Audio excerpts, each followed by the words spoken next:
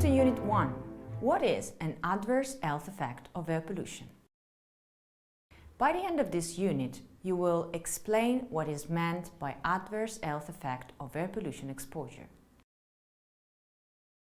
After episodes of acute exposure to air pollution in Europe between the 30s and the 50s, epidemiological research started collecting data that later offered evidence about the health effects of air pollution.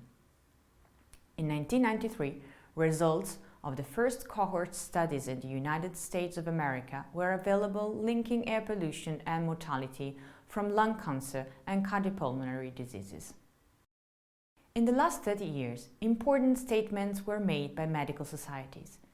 The American Thoracic Society provided its first definition of the adverse health effects of air pollution in 1985, including a distinction between reversible and irreversible effects.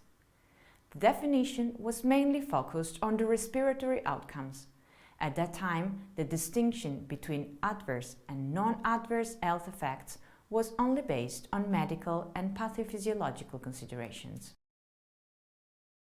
It was in the 2000s that societal considerations, quality of life and well-being, as well as ethics and equity components were included in the definition of adverse health effects. In 2017, an updated definition was jointly developed by the European Respiratory Society and the American Thoracic Society.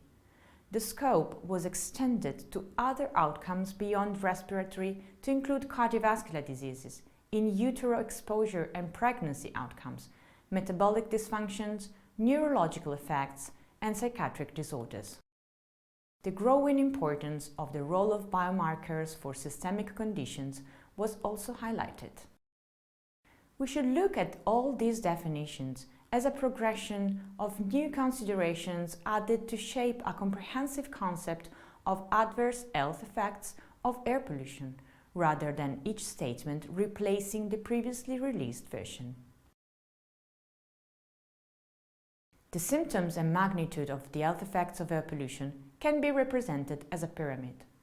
The less frequent and most severe health outcomes are at the top of the pyramid, and the less severe effects, which are yet experienced by a larger proportion of the population, are displayed at the bottom. At the top of the pyramid, we find premature morbidity and mortality. By definition, premature means that the event occurs at any age lower than the life expectancy of a certain population. Morbidity refers to the presence of disease and implies a decrease in the quality of life.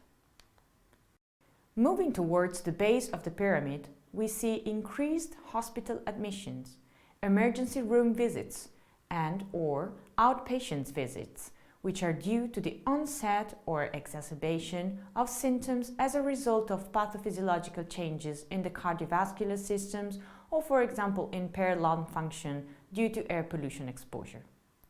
These initial changes in the body, at first undetectable at the clinical level, are called subclinical or subtle effects. Subclinical effects are manifestations that don't have recognizable clinical signs or symptoms, but which could represent the first stage and increase the risk of more severe effects in otherwise healthy people.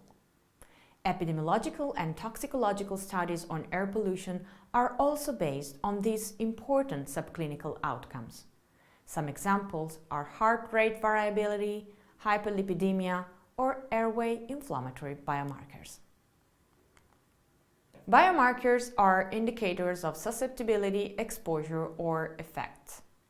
They can be measured, for example, in exhaled air, blood, or bronchoalveolar lavage fluid, and other fluids like urine, breast milk, and sputum. You have now completed Unit 1. Please download the reading material for further information. In the next unit, we will look at air pollution pathways from exposure to illness.